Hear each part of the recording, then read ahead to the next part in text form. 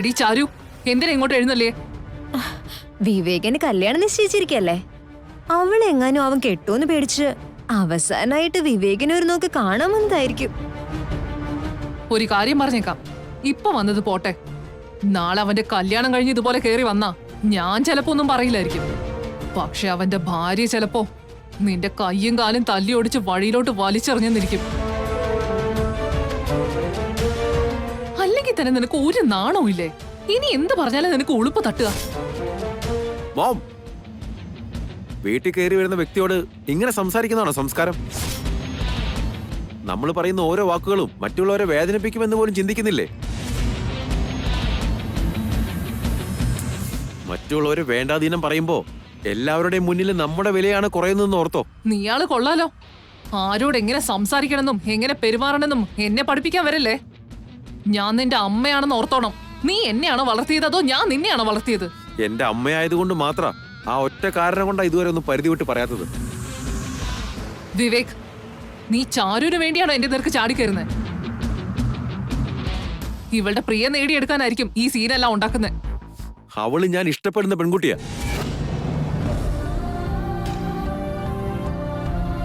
ഒന്നുമില്ലെങ്കിലും എന്റെ ഇഷ്ടത്തെ മാനിച്ചിട്ടെങ്കിലും അവളെ ഇത്തരത്തിലുള്ള വേണ്ടാതീനങ്ങൾ പറയാതിരുന്നൂടെ? ഇനി അങ്ങനെ അല്ലെങ്കിൽ ചിലപ്പോ പ്രായോ സ്ഥാനോ ഒന്നും ഞാൻ നോക്കിയെന്ന് വരില്ല. ചാരു, നീ വന്നേ.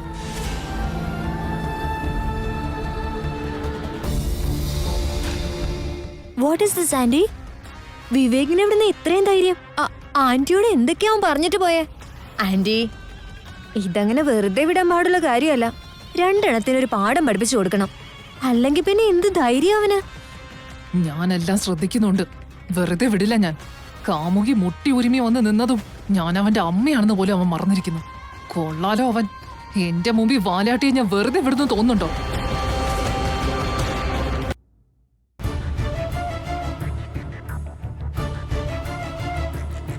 സോറി ചാരു, എന്റെ അമ്മയ്ക്ക് വേണ്ടി ഞാൻ നിന്നോട് ക്ഷമ ചോദിക്കുകയാണ്. അതൊന്നും വേണ്ട വിവേക്. നിന്റെ അമ്മയുടെ വാക്കുകളും പുതിയതല്ല. ഞാൻ ഇതാദ്യമായിട്ട് കേൾക്കുകയല്ല. ഇപ്പൊ ഇതൊരു ശീലായിപ്പോയി. എന്തിനാ വെറുതെ ഒരു ഡിസ്കഷൻ? നീ വാ, ചക്കിക്ക് എങ്ങനെയുണ്ടെന്ന് നോക്കാം.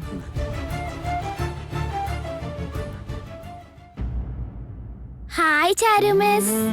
ചക്കി, മൂക്കിപ്പ് എങ്ങനെയുണ്ട്? എനിക്ക് ഒരു കുഴപ്പമില്ല മിസ്. ഡോക്ടറാണ് ആ കാല് കെട്ടിത്തന്നേ? അതെ, ഞാൻ കെട്ടണ്ടെന്ന് പറഞ്ഞതാ. നിനക്ക് സൂക്ഷിച്ചൊക്കെ നടന്നുകൂടായിരുന്നോ? വീടൂന്ന് വിചാരിച്ചിട്ടല്ലല്ലോ നടക്കുന്നേ. ചാരു, കുറച്ചേരം നീ ചക്കിയുടെ അടുത്തിരിക്കേ. ആയിക്കോട്ടെ മിഥുനേട്ടാ. ഞാൻ നോക്കിക്കോളാന്ന് പറഞ്ഞപ്പോ വേണ്ടാന്ന് പറഞ്ഞിട്ട് ഇപ്പൊ ഞങ്ങളുടെ ചാരു മിസ്സിനോട് നോക്കാൻ പറയുന്നത് എന്തിനാ അങ്കിൾ? അങ്കിളിന്റെ മനസ്സിൽ ഒത്തിരി പാർഷ്യാലിറ്റി ഉണ്ട്. അയ്യോ, എന്നാ നീ എന്നോടങ്ങ് ക്ഷമിക്കേ. നിന്നെ പോലൊരു പീക്കിരി ചെറുക്കന് കാല് വയ്യാത്ത ചക്കയെ നോക്കാൻ പറ്റാത്തോണ്ട് പറഞ്ഞു പോയതാ. ചാരുവിനാണെങ്കിൽ അവളെ എടുക്കാനും പിടിക്കാനും ഒന്നും ബുദ്ധിമുട്ടുണ്ടാവില്ല. ഇപ്പം മനസ്സിലായോ? എന്നാ ശരി ചാരു, ഞാൻ പോയിട്ട് വരാം. അയ്യോ, ഗൗരിയമ്മയോ? ഒത്തിരി നേരമായോ വന്നിട്ട്? സുഖായിരിക്കുന്നോ ഗൗരിയമ്മ? നന്നായിരിക്കുന്നു ചാരു, വന്നിട്ട് കുറച്ചു നേരമായി. ചക്കി, നീ സമയാസമയത്ത് മരുന്ന് കഴിക്കണം കേട്ടോ. ഞാൻ കഴിക്കുന്നുണ്ട് മിസ്സേ. അത് ഓർമ്മിപ്പിക്കാനല്ലേ മിസ്സേ ഞാൻ ഇവിടെ ഇരിക്കുന്നേ. Good boy.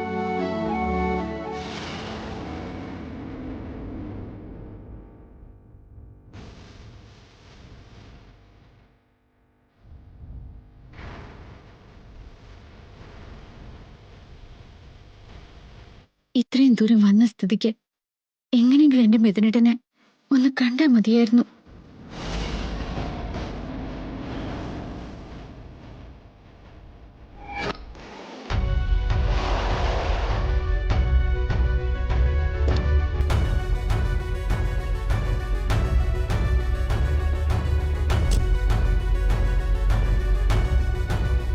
മോം, ഞാനൊന്ന് ഓഫീസിലേക്ക് പോവാ. ഇന്ന് നിനക്ക് പോയേ പറ്റൂ.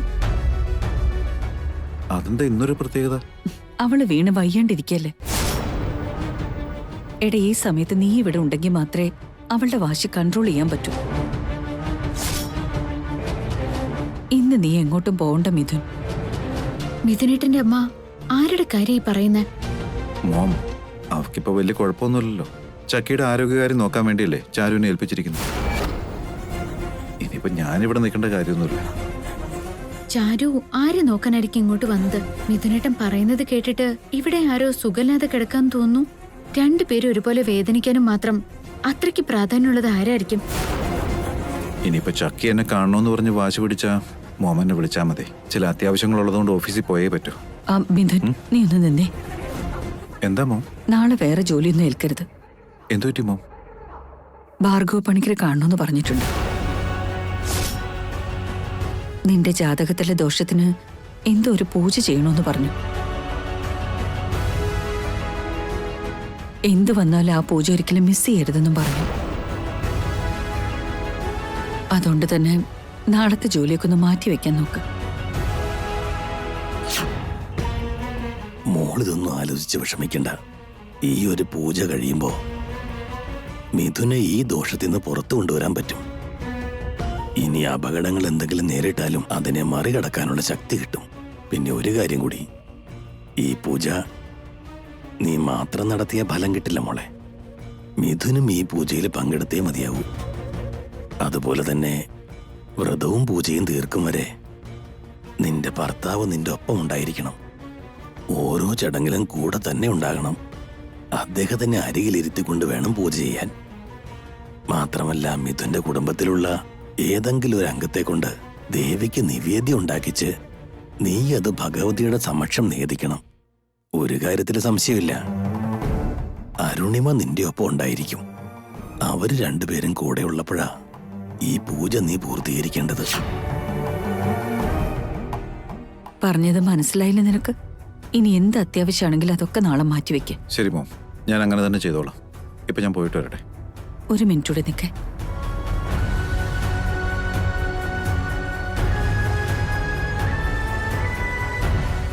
ഇനി പോയിട്ട് വാ. By mom.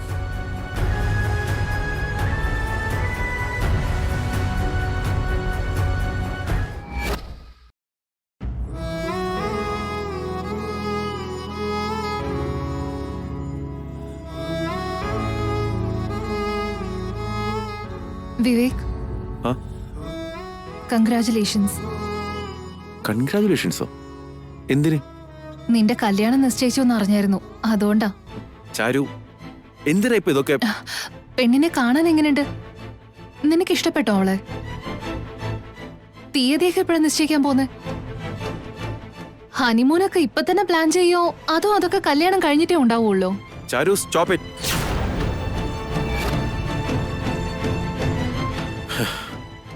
നീ ഇപ്പൊ ഇത്രയും ചോദ്യങ്ങൾ ചോദിച്ചത് ശരിക്കുള്ള ഉത്തരം കേൾക്കാൻ വേണ്ടിയൊന്നും അല്ലല്ലോ. കൊത്തി നോവിച്ച് എന്നെ ഒന്ന് വേദനിപ്പിച്ച് കാണാനുള്ള ആഗ്രഹം, അതല്ലേ ഉള്ളൂ. എന്റെ ചോദ്യങ്ങൾക്കുള്ള ഉത്തരം കേട്ടിട്ടും കാര്യമൊന്നുമില്ല. നിന്റെ കല്യാണം കഴിയുന്നതോടുകൂടി എന്റെ ജീവിതവും തീരാൻ പോവല്ലേ. നിനക്ക് ഇഷ്ടപ്പെട്ടാലും ഇല്ലെങ്കിലും ഈ കല്യാണത്തിൽ നിന്ന് നിനക്ക് രക്ഷയില്ല. അതുപോലെ എനിക്ക് നഷ്ടപ്പെട്ട സൗഭാഗ്യത്തെ ഓർത്ത് വേദനിക്കാനാണ് എന്റെയും വിധി. അന്നും ഇന്നും എനിക്ക് ഒന്നു മാത്രമേ പറയാനുള്ളൂ. നീ ഇപ്പൊ റെഡിയാണെന്ന് പറ. ആരെയും വകവെക്കാതെ നിന്റെ കൈപിടിക്കാൻ ഞാൻ തയ്യാറാ. നീ അതിന് തയ്യാറല്ലാത്തതുകൊണ്ട് മാത്രം ഞാൻ ഇങ്ങനെ അടങ്ങി നിൽക്കുന്നേ. എല്ലാം അറിഞ്ഞുകൊണ്ട് എന്തിനാ ചാരു ഇങ്ങനെയുള്ള ചോദ്യങ്ങളൊക്കെ? നിനക്കറിയാത്തതൊന്നും അല്ലല്ലോ. ചേച്ചിയുടെ ബ്ലഡാ എന്റെ ശരീരത്തും. അപ്പൊ ചേച്ചിയെ പോലെ അല്ലാണ്ട് മറ്റൊരു രീതി ചിന്തിക്കാനാവൂ? ഒരു പക്ഷെ ചേച്ചിയാണ് ഇന്നെന്റെ സ്ഥാനത്തെങ്കിൽ മൂത്തവരെ എതിർത്തോണ്ട് ചേച്ചി ഒരു കല്യാണത്തിന് തയ്യാറാവുമായിരുന്നു. അതുപോലെ തന്നെയാണ് ഞാനും. ചാരു, മേഘനടുത്ത് നിന്റെ സ്ഥാനത്തായിരുന്നെങ്കിൽ എന്ത് ചെയ്യുമെന്നുള്ളതല്ലല്ലോ ഇവിടുത്തെ കാര്യം. ഇപ്പൊ നമ്മുടെ ടോപ്പിക് മേഘനടുത്ത് അല്ല ചാരു. നമ്മൾ നമ്മുടെ ജീവിതത്തെക്കുറിച്ച് സംസാരിക്കുന്നത്. നമ്മുടെ ഭാവി നമ്മുടെ കയ്യിലാ ഉള്ളത്. നിനക്കെന്താ നമ്മുടെ ജീവിതത്തെക്കുറിച്ച് ഒരു ചിന്തയില്ലാത്തത്? ചിന്തിച്ചില്ലെന്ന് ആര് പറഞ്ഞു? അത് മാത്രമേ എന്റെ ചിന്തയിലുള്ളൂ. ജീവിതത്തിലെ എല്ലാ സമയത്തും നമ്മൾ ആഗ്രഹിച്ചത് തന്നെ നടക്കണമെന്നില്ലല്ലോ. ചിലതൊരിക്കലും നടക്കില്ലെന്ന് അറിഞ്ഞു കഴിഞ്ഞാ അതിനെ മോഹിപ്പിച്ച് വീണ്ടും മനസ്സിനെ വേദനിപ്പിക്കാൻ നിൽക്കരുത്. ചില വലിയ സത്യങ്ങൾ തടസ്സമായി മുമ്പിൽ നിൽക്കുമ്പോ അതിനെ മറികടക്കാനുള്ള ശക്തിയും കൂടി ഉണ്ടോന്ന് ചിന്തിക്കണം. അങ്ങനെ ഇല്ലെന്ന് മനസ്സിലായി കഴിഞ്ഞാൽ അത്തരം മോഹങ്ങളെല്ലാം മാറ്റിവെക്കുന്നതാ നല്ലത്. അല്ലാതെ ആ ശക്തികളോട് മത്സരിച്ച് വിജയിക്കാൻ ശ്രമിച്ചാൽ അത് മഹാമണ്ടത്തരാവും. ഒരിക്കലും നിറവേറാത്ത മോഹങ്ങളെ വ്യാമോഹങ്ങളായി മാത്രമേ കാണാൻ പാടുള്ളൂ എന്നാ. അതൊരിക്കലും നമ്മുടെ കയ്യിൽ നിൽക്കുന്നതല്ല. അതിനെ മറന്ന് മുൻപോട്ട് നീങ്ങുകയാണ് വേണ്ടത്. All the best for your future.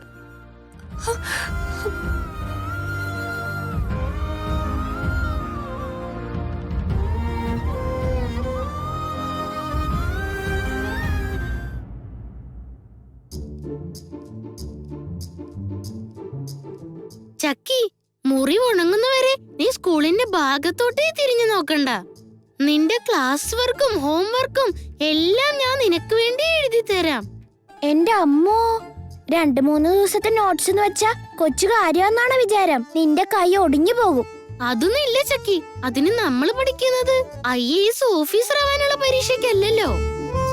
ആഹാ, ഈ കുഞ്ഞു ക്ലാസ്സിലേതൊക്കെ ഞാൻ എഴുതിക്കോളാം. നീ എന്തായി പറയുന്നേ? കുഞ്ഞു ക്ലാസ്സിൽ നന്നായി പഠിച്ചാലേ വലുതാവുമ്പോ IAS ഒക്കെ എഴുതാൻ പറ്റൂ. അല്ലെങ്കിൽ നമ്മൾ അവിടെ ചെല്ലുമ്പോ പെട്ടുപോകും. ചിക്കു, നീ ചക്കിയെ കണ്ടു പഠിക്കട. ഭാവിയെ കുറിച്ചൊക്കെ ഇപ്പോഴേ ചിന്തിക്കുന്നത് കണ്ടോ ചക്കിമോള്? നിന്നെ എന്തിനു കൊള്ളാം? എങ്ങനെ സ്കൂളിൽ പോകാതെ രക്ഷപ്പെടാം? ഹോംവർക്കും ക്ലാസ് വർക്കും ചെയ്യാതെ എങ്ങനെയൊക്കെ ഉഴപ്പാന്നല്ലേ നീ ചിന്തിക്കണേ? ഒന്ന് പോരാനി, എന്തിനാ ചക്കിയുടെ മുമ്പിൽ വെച്ച് എന്നെ ഇങ്ങനെ നാണം കെടുത്തുന്നേ? ചക്കി,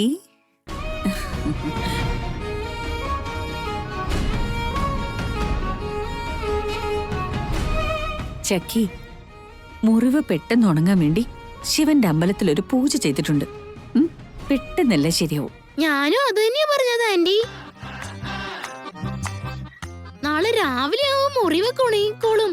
ഇനി മുറിവിന്റെ കാര്യം പറഞ്ഞ് സ്കൂളിൽ വരാതിരിക്കണ്ടെന്നാ പറഞ്ഞേ. ദേ ഇപ്പൊ പറഞ്ഞു വായെടുത്തതേ ഉള്ളൂ. Good bye. സ്കൂളിൽ പോവാനും പഠിക്കാനൊക്കെ നല്ല ആവേശാണല്ലോ. ചക്കി, നീയും ചിക്കുനെ കണ്ടു പഠിക്കും. അത് തന്നെയാ ഞാനും ഇപ്പൊ പഠിക്കുന്നേ. ഇവനെ പോലെ അവസരത്തിനൊത്തു മാറാൻ ഞാനും പഠിക്കണം. നാടകം കളിക്കാനൊക്കെ ഇവനെ കഴിഞ്ഞിട്ടേ ആളുകളുള്ളൂ. എല്ലാം ഇപ്പോഴല്ലേ മനസ്സിലാകുന്നേ. ആ പിന്നെ അരുണിമേ, എന്നാ ഞങ്ങൾ അങ്ങോട്ട് ഇറങ്ങിക്കോട്ടെ. ഗ്രാനി പോയിക്കോ, ഞാൻ ചക്കിയുടെ കൂടെ ഇവിടെ തന്നെ ഇരുന്നോളാം.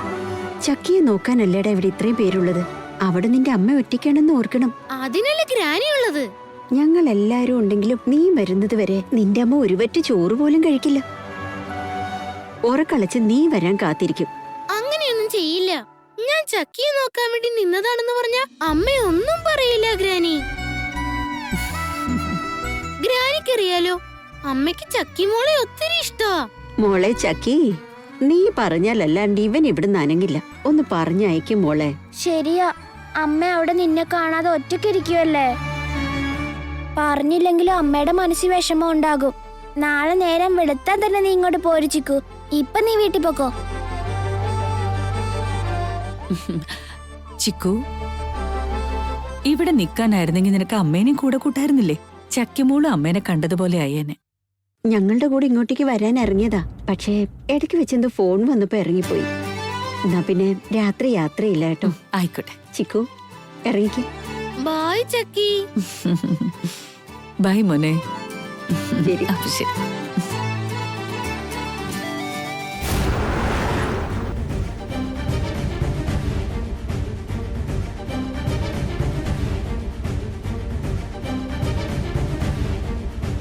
ഗ്രാനി, നീ നോക്കിക്ക്, അമ്മയല്ലേ നിക്കുന്നേ. ഡ്രൈവർ ചേട്ടാ, കാർ അമ്മയുടെ അടുത്ത് കൊണ്ടുപോയി നിർത്തൂ.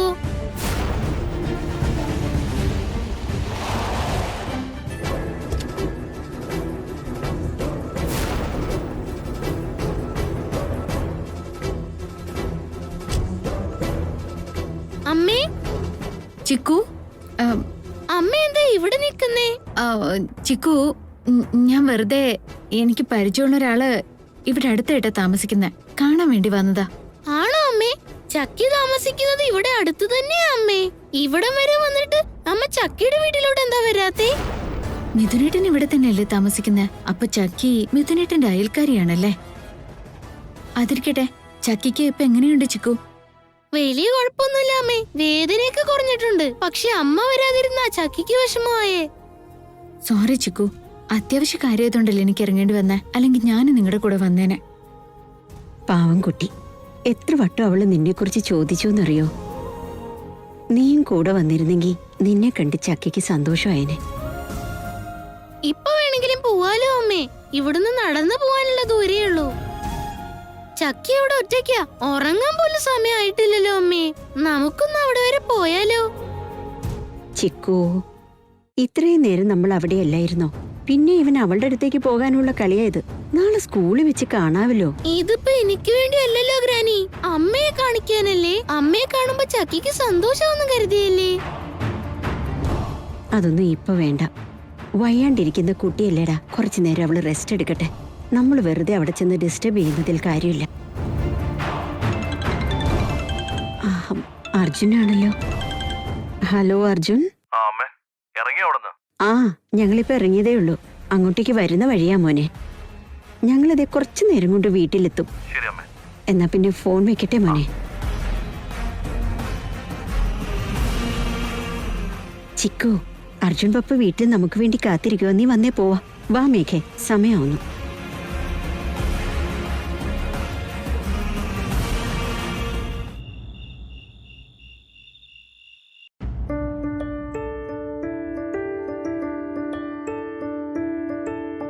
ആന്റി, ചാരു, ചക്കി എന്തെടുക്ക മോളെ? ഉറങ്ങിയോള്? കുറച്ചുനേരം വാക്കിംഗ് ചെയ്യിച്ചു. പിന്നെ കഴിച്ചിട്ട് ദേ ഇപ്പഴാ മിഥുനേട്ടന്റെ മുറി കിടത്തി ഉറക്കിയിട്ട് വന്നേ. എന്നാ പിന്നെ ഞാൻ വീട്ടിൽ പോയിക്കോട്ടെ ആന്റി. നേരെ ഒത്തിരി ആയല്ലോ മോളെ, നിനക്കിനി പോണോ? ഇന്ന് രാത്രി ഇവിടെ നിന്നാ പോരെ? എന്നെ കാണാൻ പോലും ആഗ്രഹിക്കാത്ത മനുഷ്യർക്കിടയിൽ ഞാനൊരു രാത്രി കഴിഞ്ഞുകൂടാന്ന് വെച്ചാ എനിക്കിത് ആലോചിക്കാൻ പോലും വയ്യ. എനിക്ക് എത്രയും പെട്ടെന്ന് ഇവിടെ നിന്ന് പോയാ മതി ആന്റി. ഇവിടെയുള്ളവർക്കൊന്നും താല്പര്യമില്ലെങ്കിലും നീ ഒരു കാര്യം മറക്കരുത്. ഇത് നിന്റെ ചേച്ചിയുടെ വീട്. ഇഷ്ടമുള്ളപ്പോ കേറി വരാൻ നിനക്ക് എല്ലാ അവകാശമുണ്ട്. എത്ര കാലം വേണേലും ഇവിടെ താമസിക്കാനുള്ള അധികാരമുണ്ട്. അതിനെ ചോദ്യം ചെയ്യാൻ ആർക്കും അവകാശമില്ല. എന്നൊക്കെ ആന്റി മാത്രം പറഞ്ഞതുകൊണ്ടായില്ലല്ലോ. അല്ലെങ്കിൽ തന്നെ ചേച്ചി ഇവിടെ ഇല്ലാത്തപ്പോ ആ അധികാരവും പറഞ്ഞുകൊണ്ട് ഞാനിവിടെ കയറി കഴിയുന്നതും തെറ്റ് തന്നെയാ. നിന്റെ ചേച്ചി ഇവിടെ ഉണ്ടായിരുന്നേ ഈ പാതിരാത്രിക്ക് നിന്നെ പറഞ്ഞയക്കോ? അതുപോലെ ഇവിടെയുള്ളവര് നിന്നൊരു വാക്ക് പറയാൻ സമ്മതിക്കില്ലായിരുന്നു. അവളുടെ സ്ഥാനത്ത് നിന്ന് എനിക്കൊന്നും ചെയ്യാനാവില്ലെന്ന് ഓർക്കുമ്പോഴാ. ആ, ചേച്ചിയുടെ കാര്യം പറഞ്ഞപ്പോൾ ഓർമ്മ വന്നേ. ചേച്ചി മരിച്ചിട്ടില്ലെന്ന് തന്നെ ആന്റി എന്റെ മനസ്സ് പറയുന്നു. എനിക്ക് തോന്നിയതൊക്കെ ഇവൾക്ക് എങ്ങനെ തോന്നി? അതിന് തക്കതായൊരു കാരണം കാണുമല്ലോ. അതിന് തക്ക ചില തെളിവുകൾ എനിക്ക് കിട്ടിയിട്ടുണ്ട്. എവിടെയെങ്കിലും മറിഞ്ഞിരുന്ന് നമ്മളെയൊക്കെ ശ്രദ്ധിക്കുന്നുണ്ടാവും ചേച്ചി. പക്ഷെ നമുക്ക് മാത്രം ചേച്ചി എവിടെ നിന്ന് കാണാൻ പറ്റുന്നില്ല. നിനക്കെന്ത് ഇങ്ങനെയൊക്കെ തോന്നാൻ? ഞാൻ ഈ ഇടയ്ക്ക് ചേച്ചിയെ കണ്ടിരുന്നു ആന്റി.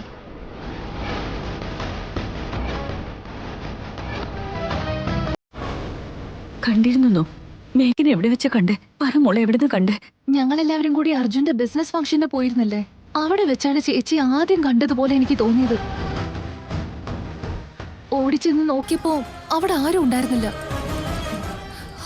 അതുപോലെ ഇന്ന് കാലത്തും ഈ വീടിന്റെ ഗേറ്റിന്റെ വാതിക്ക് ചേച്ചി ഞാൻ കണ്ടിരുന്നു ആന്റി. ഓടിച്ചെന്ന് നോക്കിയപ്പോഴേക്കും എന്തോ മായ പോലെ അവിടെ ആരും ഉണ്ടായിരുന്നില്ല. മിന്നായം പോലൊന്ന് കണ്ണി തെളിഞ്ഞ് പിന്നെ പെട്ടെന്ന് കാണാതാവുകയാണെങ്കിൽ അത് മനസ്സിന്റെ ഭ്രമമാണെന്ന് കരുതാൻ പറ്റും. പക്ഷെ ഞാൻ എന്റെ കണ്ണുകൊണ്ട് കണ്ടതിനെ എങ്ങനെ വിശ്വസിക്കാതിരിക്കും? അത് വെറും ഭ്രമമാണെന്ന് എന്നെ കൊണ്ട് കരുതാൻ പറ്റുന്നില്ല. നിനക്ക് മാത്രമല്ല ചാരു, എന്റെ മനസ്സിൽ ആ സംശയമുണ്ട്. എന്തുകൊണ്ടാണെന്നറിയില്ല. മേഘൻ എപ്പോഴും ജീവനോടെ ഉണ്ടെന്നും ഒരു ദിവസം നമ്മളെ തേടി അവള് വരുമെന്നും ഞാൻ എപ്പോഴും കാത്തിരിക്കാ ചാരു. അപ്പൊ ആന്റിക്ക് എന്റെ ചേച്ചി കണ്ടതുപോലെ തോന്നിയിട്ടുണ്ടോ?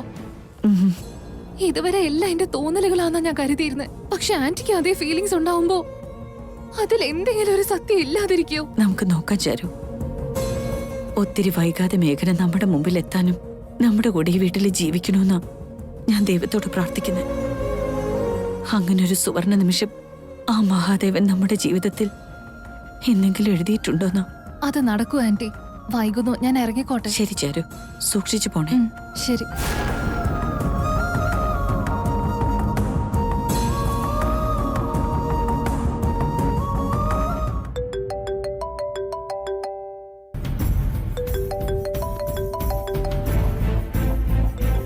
ഇതെന്തിനാ അർജുൻ എനിക്ക് വീഡിയോ കോൾ ചെയ്യുന്നത്?